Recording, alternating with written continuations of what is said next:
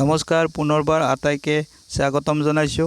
আজি এটি নতুন ভিডিঅ' আপোনালোকৰ মাজত আনিছো। আজিৰ ভিডিঅ'টোত আমি আলোচনা কৰিম অনলাইন যোগে পাৰ্মানেণ্ট ৰেচিডেন্স সাৰ্টিফিকেট কেনেকৈ আবেদন কৰিব পাৰি।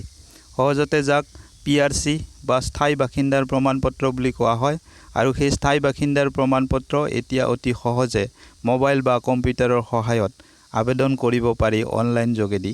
আৰু সেৱা সেতু আসাম বুলি গভৰ্নমেণ্ট অফ ইণ্ডিয়া অসমে যিটো নতুন পোৰ্টেল মুকলি কৰিছে সেই পোৰ্টেলৰ সহায়ত আপুনি নিজৰ মোবাইলৰ যোগেদি আবেদন কৰিব পাৰিব আৰু নিজৰ মোবাইলৰ যোগেদি আবেদনখন সম্পূৰ্ণ হোৱাৰ পিছত এপ্ৰুভ হোৱাৰ পিছত ডাউনলোডো কৰিব পাৰিব। এইবেলি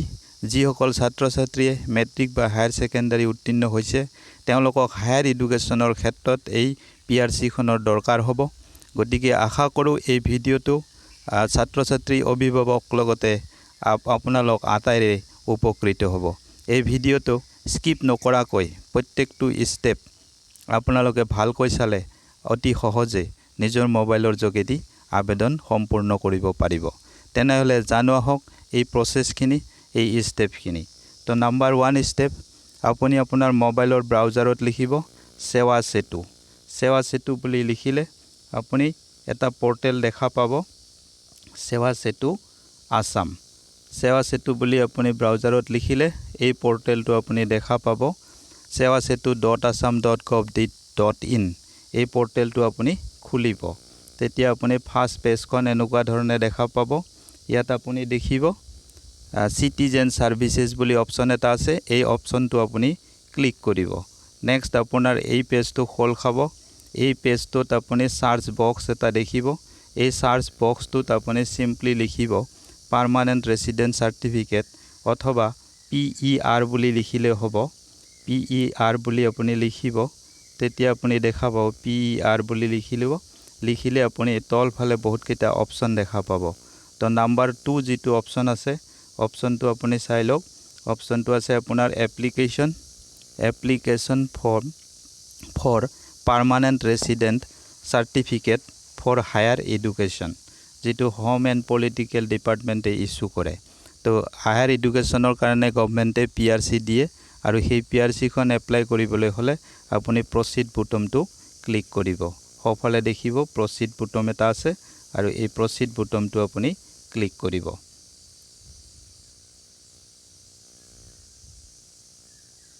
প্ৰসিড বুটাম ক্লিক কৰিলে আপোনাৰ নেক্সট এই পেজটো খোল খাব। এই পেজটো দেখিছে ইয়াত আপুনি দেখা পাব গাইডলাইনখিনি এবাৰ চাব আৰু নেক্সটত আপুনি এইখিনি আপোনাৰ গাইডলাইন। নেক্সট আপুনি ক্লিক কৰিব ৰিকুৱাৰমেন্টস ক্লিক কৰিলে আপুনি দেখা পাব আবেদন কৰিবলৈ হলে কি কি ডকুমেন্টছৰ প্ৰয়োজন হয়। তো ডকুমেন্টছৰ প্ৰয়োজন এইখিনি আপোনাৰ ডকুমেন্টছৰ প্ৰয়োজন হয় সাপোৰ্টিং ডকুমেন্টছ। ইয়াত আপুনি চাব দিজ আৰ মেন্ডেটৰী ডকুমেন্টছ। তো মেন্ডেটৰী ডকুমেন্টছ হিচাপে লাগিব আপোনাক নাম্বাৰ 1 কপি অফ বাৰ্থ সাৰ্টিফিকেটৰ কপি। নাম্বাৰ 2 আপোনাৰ এড্ৰেছ প্ৰুফ লাগিব এপ্লিকেণ্টৰ নিজৰ অথবা পেৰেণ্টছৰ। Aadhaar card, voter card, ration card, electricity bill যিকোনো এখন ডকুমেন্টছ হলে হ'ব। নাম্বাৰ 3 লাগিব আপোনাৰ document related to parents and for fathers having continuously residing in Assam for a minimum period of 50 years. আপোনাৰ ফেমিলি মানে আপোনাৰ বংশ দেউতা ককা আজো ককা বা অন্য বংশধৰসকলে যে অসমত 50 বছৰ ধৰি কণ্টিনিউৱাছলি বসবাস কৰি আছে তাৰ যিকোনো এখন আপুনি প্ৰুফ দিব লাগিব। অথবা আপোনাৰ গাৰ্জেন বা আপোনাৰ দেউতাই যে 20 বছৰ ধৰি কণ্টিনিউৱাছলি অসমত বসবাস কৰি আছে তাৰ এখন প্ৰুফ দিব লাগিব। এই দুটা ডকুমেন্টছৰ যিকোনো এখন দিলেই হ'ব। নেক্সট আপোনাৰ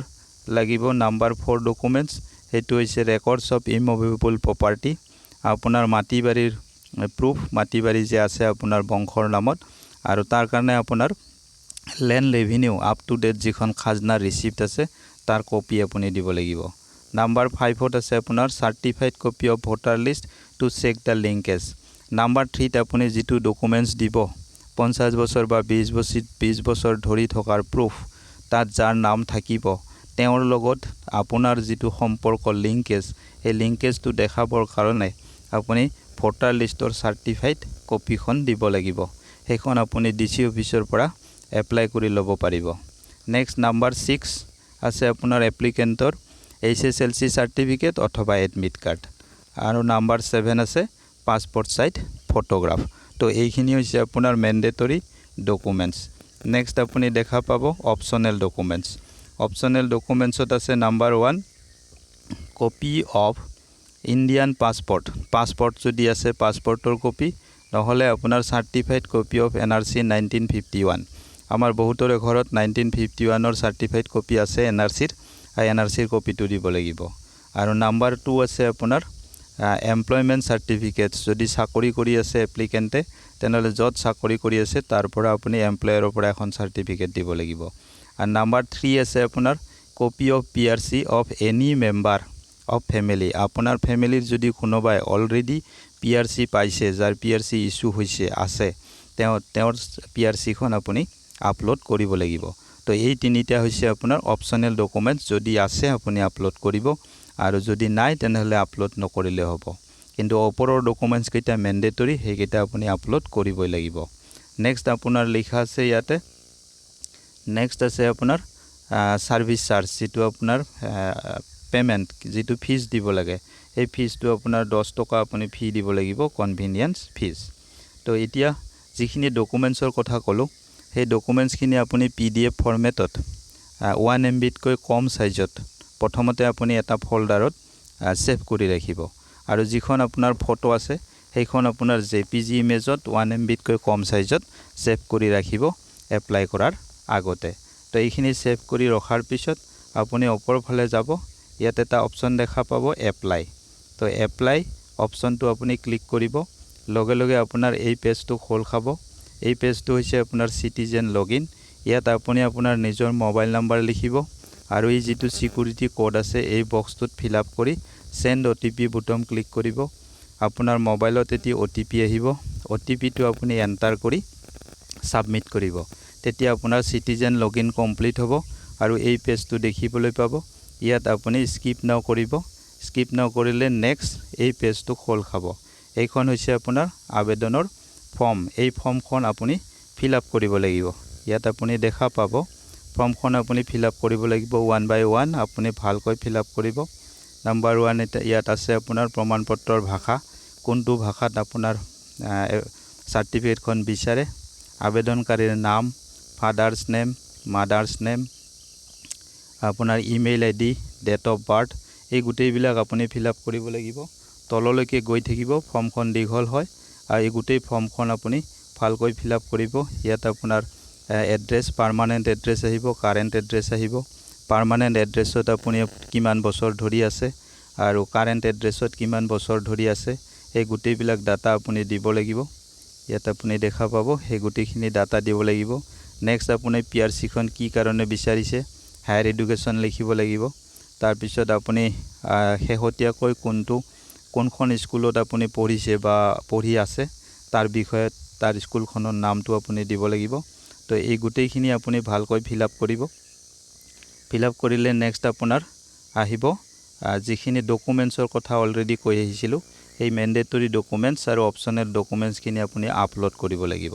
তো date of birth certificate upload কৰিবৰ কাৰণে এই ইয়াত আপুনি সিলেক্ট যেটো বক্স আছে তাত আপুনি ক্লিক কৰিলে দেখা পাব অপশনটো এই অপশনটো ক্লিক কৰিব তাৰপিছত ব্ৰাউজ কৰি আপুনি যেটো ফোল্ডাৰত অলৰেডি সেভ কৰি ৰাখিছে তাৰ পৰা আপুনি আপলোড কৰিব ঠিক তেনেকৈ আপুনি গুটেই কিখন ডকুমেন্টস আপলোড কৰিব আৰু গুটেই কিখন ডকুমেন্টস আপলোড কৰিব ম্যান্ডেটৰি ডকুমেন্টস প্লাস অপশনাল যদি আছে সেইখিনি আপুনি আপলোড কৰিব আৰু আপলোড কৰাৰ পিছত আপোনাৰ এই অপশনটো আহিব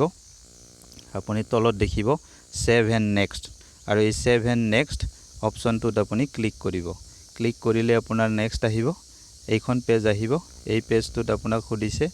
আৰ ইউ শিওৰ ইয়াত আপুনি ইয়েস ক্লিক কৰিব ইয়েস ক্লিক কৰিলে আপোনাৰ আবেদনখন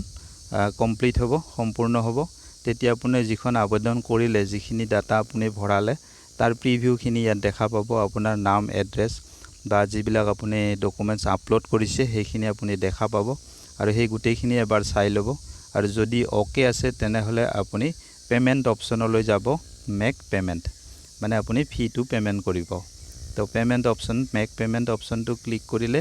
এই পেজটো আহিব ইয়াত আপোনাৰ পেমেন্ট ডিটেইলছ আছে 10 টকা আপোনাৰ কনভিনিয়েন্স ফিজ এটো দেখা পাব পে নাও অপশনটো ক্লিক কৰিব নেক্সট আপোনাৰ এইটো পেজ আহিব ইয়াতো আপুনি দেখা পাব পেমেন্টৰ বিষয় তো ইয়াত আপুনি পেমেন্ট গেটৱেটো সিলেক্ট কৰিব পেমেন্ট গেটৱেটো আপুনি সিলেক্ট কৰিব পেমেন্ট গেটৱেটো আপোনাৰ এক্সিস ইজি পে ইয়াত আপোনাৰ এই গেটৱেটোত আপোনাক পইচা দিব নালাগে কোনো চাৰ্জ নাথাকে তাৰ পিছত আপুনি আই এগ্ৰি বুটামটো ক্লিক কৰিব তলফালে আপুনি দেখিব প্ৰসিড ফৰ পেমেন্ট হেতু আপুনি অপশন ক্লিক কৰিব প্ৰসিড ফৰ পেমেন্ট এটো ক্লিক কৰিব তেতিয়া আপোনাৰ এইখন আহিব ইয়াত আপোনাৰ জিআৰএন নাম্বাৰটো জেনাৰেট হৈছে এই জিআৰএন নাম্বাৰটো আপুনি লিখি ৰাখিব দৰকাৰ হ'ব পাৰে নেক্সট আপোনাৰ এইখন আহিব ইয়াত আপুনি ফাৰ্স্ট টাৰ্মস এন্ড কন্ডিশন যেটো আছে এই টাৰ্মস এন্ড কন্ডিশনত ওচৰত এটা বক্স আছে এটো আপুনি টিক কৰিব next payment option UPI debit card credit card internet banking যেটো অপশন আপোনাৰ কাৰণে প্ৰযোজ্য হয় সুবিধা হয় সেই অপশনটো ক্লিক কৰি আপুনি পেমেন্টটো কমপ্লিট কৰিব কমপ্লিট পেমেন্ট তো পেমেন্ট কমপ্লিট কৰিব আৰু পেমেন্টটো সাকসেসফুল যেতিয়াই হ'ব তেতিয়াই আপোনাৰ পেমেন্ট সাকসেসফুল বুলি দেখা পাব আপুনি যে জিআৰএন টো আপোনাৰ সাকসেসফুল হৈছে এটো আপুনি ক্লোজ কৰিব ক্লোজ কৰিলে আপুনি একনলেজমেন্টখন পাব যিখন আপোনাৰ আবেদনৰ একনলেজমেন্ট আপুনি যে এপ্লিকেশন কৰিলে আৰু এপ্লিকেশনখনৰ এটো একনলেজমেন্ট ইয়াত একনলেজমেন্ট নাম্বাৰ এটা থাকিব আৰু এই নাম্বাৰটো ইন ফিউচাৰ আবেদনখনৰ ষ্টেটাস জানিবৰ কাৰণে আপোনাৰ দৰকাৰী হ'ব তো এই আবেদনৰ যেটো একনলেজমেন্ট আপুনি দুইটা ভাষাতে পাব ইংলিশ ভাৰ্সনো পাব আৰু এছামিজ ভাৰ্সনো পাব তলফালে আপুনি দেখা পাব প্ৰিন্ট একনলেজমেন্ট বুলি অপশন এটা আছে এইটো অপশনত ক্লিক কৰি আপুনি এপ্লিকেশন ফৰমেটটো এপ্লিকেশন একনলেজমেন্টটো আপুনি প্ৰিন্ট কৰি ৰাখি থব ইন ফিউচাৰ যেতিয়া আপুনি আবেদনখনৰ ষ্টেটাস জানিব খোজে এই নাম্বাৰটোৰ সহায়ত আপুনি ষ্টেটাস জানিব পাৰিব আৰু যেতিয়া আবেদনখন আপোনাৰ এপ্ৰুভ হয় তেতিয়া আপোনাৰ মোবাইলত বা ইমেইল আইডিটো ইয়াৰ নোটিফিকেশন পাব তেতিয়া আপুনি এই একনলেজমেন্ট নাম্বাৰটোৰ সহায়তেই এই আপুনি পিআৰসি খন ডাউনলোড কৰি ল'ব পাৰিব তো এইটোৱে আছিল থুলমূলকৈ প্ৰসেস আশা কৰো এই প্ৰসেসটোৱে এই ভিডিওটোৱে আপোনালোকক যথেষ্ট উপকৃত কৰিব পাৰিব তো এই ভিডিওটোত আমি আলোচনা কৰিলো যে কেনেকৈ আবেদন কৰিব পাৰি তো অতি সহজ হয় অতি সহজে আপোনালোকে আবেদন কৰিব পাৰিব ডকুমেন্ট যিখিনি মই কৈছো সেইখিনি আপলোড কৰাৰ সময়ত কেতিয়াবা অসুবিধা দিয়ে বিভিন্ন কাৰণত নেটৱৰ্ক বা ট্ৰাফিক বা এনেকুৱা ধৰণৰ কাৰণত তো আপোনালোকে দিনৰ ভাগত নোৱাৰিলে ৰাতিৰ ভাগত ট্ৰাই কৰিলে আপলোড অনায়াসে কৰিব পাৰিব আৰু আপলোড কৰাৰ পিছত পেমেন্ট হোৱাৰ পিছতো কেতিয়াবা পেমেন্ট সাকসেসফুল নহয় বা অকমান দেৰিকৈ হয় তাৰ কাৰণে আপুনি কিছু ধৈৰ্য ধৰিব লাগিব তো এই তথাপি চেষ্টা কৰি থাকিলে আপোনালোকে অতি সহজে আবেদনখন কমপ্লিট কৰিব পাৰিব তো তেতিয়া হলে আগলৈ এনেকুৱা ধৰণৰ ভিডিও অনাৰ প্ৰতিশ্ৰুতিৰে আপোনালোকৰ পৰা আজি মই বিদায় মাগিছো আৰু আপোনালোকে যদি এই ভিডিওটো চাই ভাল পায় তেনেহলে চেনেলটো সাবস্ক্ৰাইব কৰিব লাইক শেয়াৰ কমেন্ট কৰিবলৈ নাপাহৰিব ওকে তেনেহলে আহো ধন্যবাদ